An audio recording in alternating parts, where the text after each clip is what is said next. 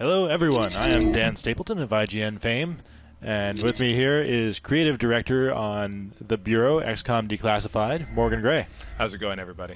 It is going very well for me so far, but the day is young. Let's see what happens. You're going to creatively direct us through a new chunk of gameplay here that has never before been seen.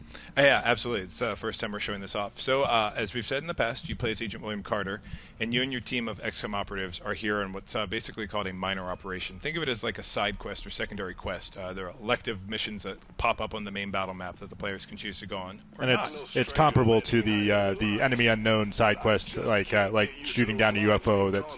It's not part of the main storyline. It's optional, but you can get extra stuff by doing it, right? Absolutely, absolutely. And it does behoove players to sort of engage with this kind of content because it's a great way to get the extra stuff and gain some experience points out, boost up your main avatar and your buddies. Also, aliens are bad and should be shot. At every juncture, really. There's never a time not to shoot aliens. I don't understand where the alien peace movement is coming from, but I disagree. So Carter and his squad are here in this small town in the U.S., 1962, that's been overrun by the alien threat as they build basically a war manufacturing facility that will ultimately gain access to, infiltrate, and destroy. We're bringing up the battle focus. It's the main primary game conceit. It's basically our grand experiment, which is to distill the turn-based isometric squad combat control of the classic XCOM game or Enemy Unknown and find a real-time expression that removes you away from being a god removed from the battlefield and puts you onto the boots of being a battlefield squad commander, having to issue orders and engage in tactical combat under duress with the threat of dying yourself as the bullets fly. You can see here we have an agent that just got dropped. We will quickly have our other agent get him off the ground. And it's a three-man squad that you're controlling. The two guys that are your buddies, you aren't directly controlling them, but you're ordering them around. Exactly. Like you come into the field with Carter as your primary and your two AI buddies, one of 4 agent classes that you've selected, customized, and leveled up. And it's a small unit. We basically try to make a small unit squad tactic combat game. Just we're replacing Delta Force and Spetsnaz with XCOM and aliens. And using your brains and strong tactics, you generally have great success in defeating a technologically and numerically superior force at every venue. It's classic XCOM right there. Right. So what is our objective here? What are we killing these aliens for? So our primary objective in this particular side mission is to gain access to this war manufacturing facility and shut it down. And so we are fighting our way through these aliens out here in this combat to slowly make our way towards this facility. We have right now in front of us an alien commander. They're sort of analogs to Carter in the battlefield in that they are team commanders and team boosters, team buffers, and so to show some of the target prioritization aspects of the game, and that it's just not shoot everything you see, but the different enemy classes with their host of abilities will present different technical challenges. Smart commanders will learn how these guys operate and how to target prioritize in the battlefield. So we're obviously a little ways into the game here because you're blasting with laser rifles, and one of your lackeys there has a standard rifle. How far in are we, and like how equipped are we here?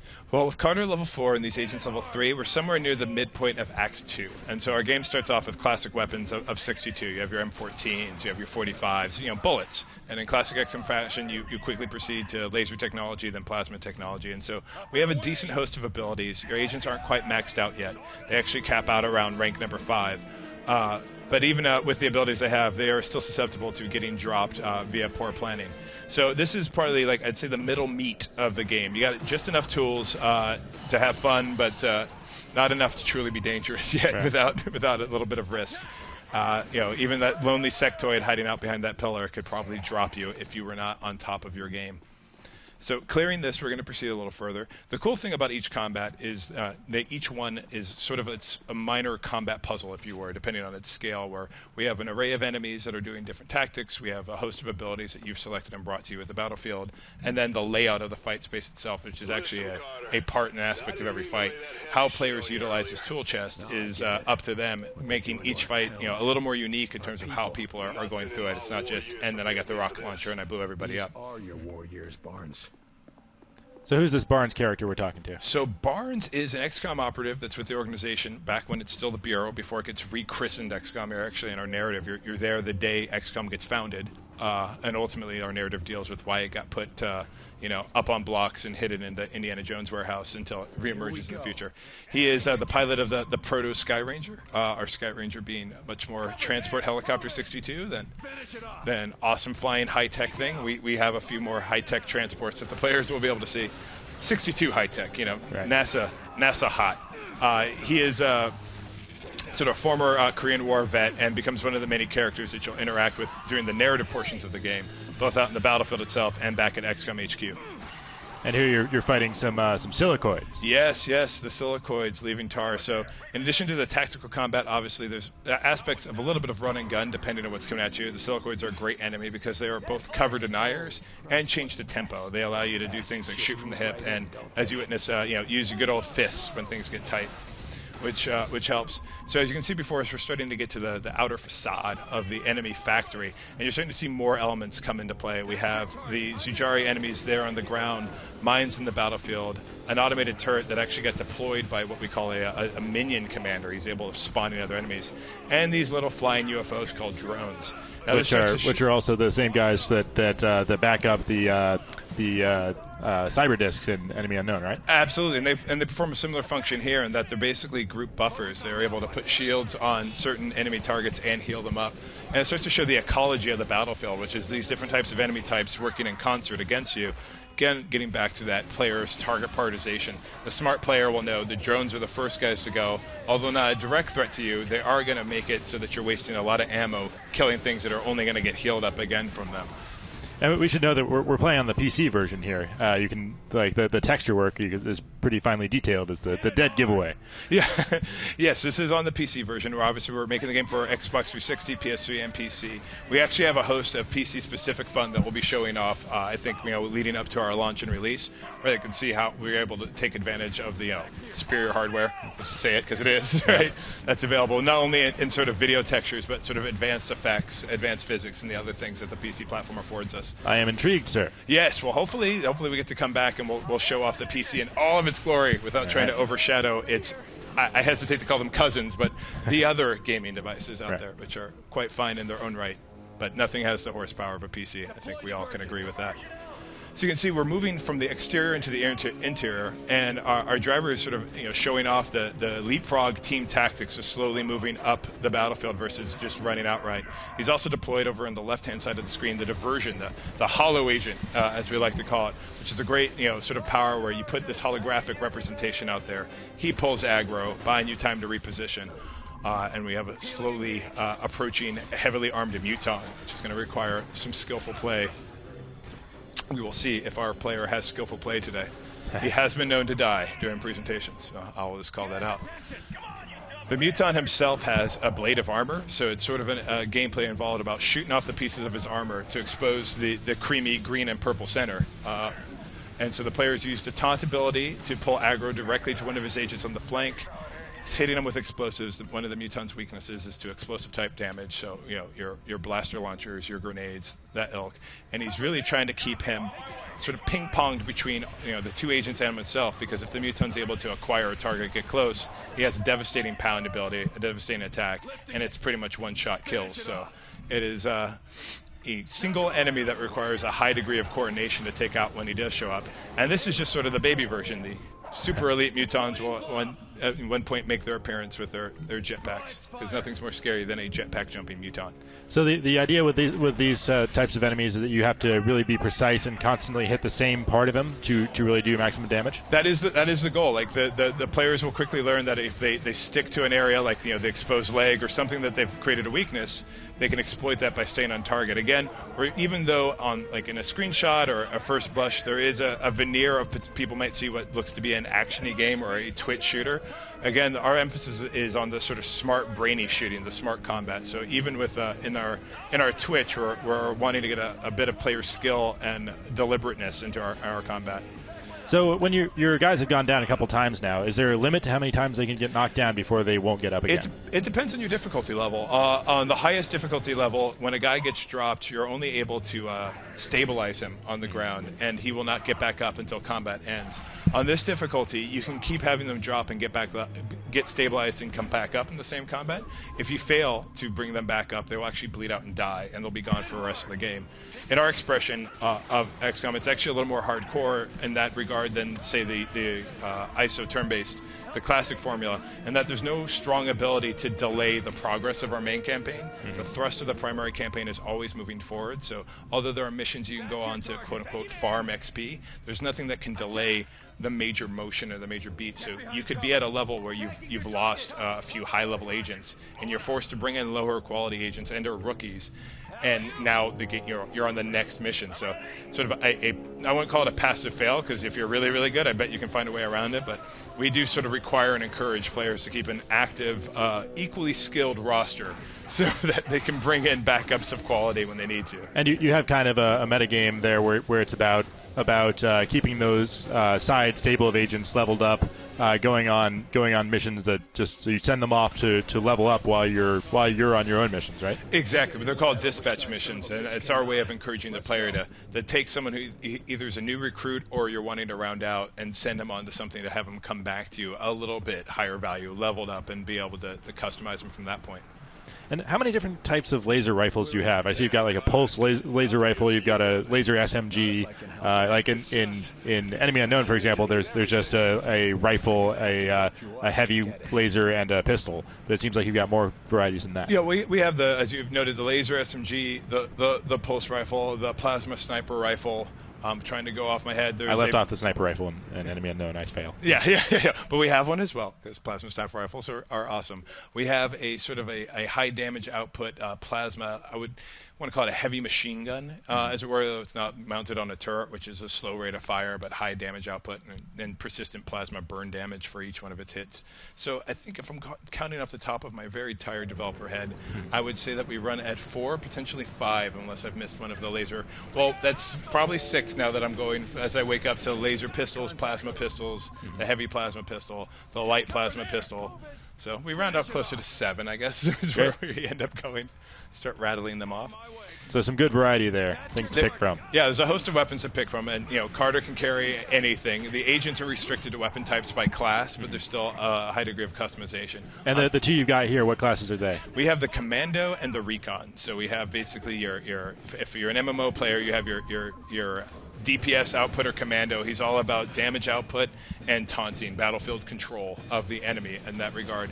And then your Recon, which is your classic stealth, distraction, sniper class. There's also the Support, which is basically the group cleric. He's the group buffer. It's not a sexy name, but I can tell you that the support officer's ability to buff the squad is awesome. And then the Engineer, and he's a deployer class. So you lay down mines, lay down turrets, things of that ilk. Now we're inside the enemy factory, the enemy facility. We're fighting a combination of silicoids, sectoids. There is a Zujari commander in the backfield. I guess one of the differences about this version, as opposed to Enemy Unknown, is that you do get to pick what kind of soldier you're recruiting when you get new ones, right? Absolutely. Like you determine the class at the time you're recruiting in versus discovering what they're good at. Primarily because our campaign structure is a little different than, say, the strategy game Sandbox, of which when you have elective missions that you can kind of keep going on before you pick the next major thrust forward in the campaign, you have a gameplay style that is much more friendly to, hey, I've discovered what this guy is good at. We're constantly pushing you forward, and so we figured you'd want to know who's good. The plus side is, similar to Enemy Unknown, as you rank up, level up your agents and Carter, you'll be going through specific level up, like perk paths of customizing powers and abilities. And so you can have a situation where no two commandos are exactly alike because you have specialized down certain paths that give you certain powers. And each can have up to 5 powers at a time. Each can have up to 5 powers at a time, and then you swap in. So you'd say, I'd go, this commando specialized here, this commando specialized there. And there's also the ability to further customize them with what we call backpacks, which is us effectively abstracting out a number of RPG items into a singular form, a backpack that gives you different gameplay benefits. Like, I am great against shooting out shields. I am excellent at destroying armor on the Muton and getting to a GUI center. Now, do you give players an idea of what they're going to be up against when they're going on a mission? Because that might be helpful knowing what if I'm gonna need to take down a muton, I might want to bring along a certain set of buddies. Yeah, we don't do that primarily because we didn't want to presume that there is always, like, we didn't want to tell the player, this is the smart path, this is the uber path. Like, the way the game is balanced, the way the classes and powers are balanced, you should be able to have a degree of success no matter what you've brought to the table. Some fights will be more challenging for you than others, and some will require more creative solutions. But, if you wanted to, say, go with Carter and 2 support agents, that should be a valid choice. We didn't want to just say, here's the brain dead, pull you from the nose. Selection. There are places or times where you have learned, like, you can hit a particularly hard combat or get stumped. We have what we call resupply stations out in the field of battle that allow you to not respec an agent, but bring into the fold, basically swap out an active agent in the field with someone else. If you've learned through, like, failure or death, like, oops, I think I've made a mistake.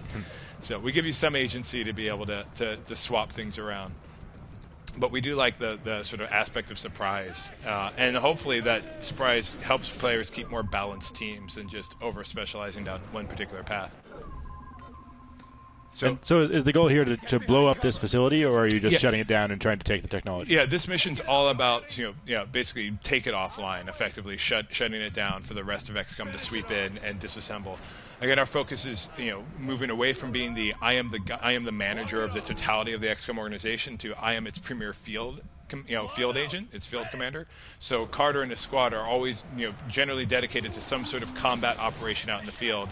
And the investigation, the sort of research aspects, and now we're going to put guys in body bags is a meta element that's more narrative for us than in the classic turn-based XCOM, which wants to put you in the seat of the commander of the totality.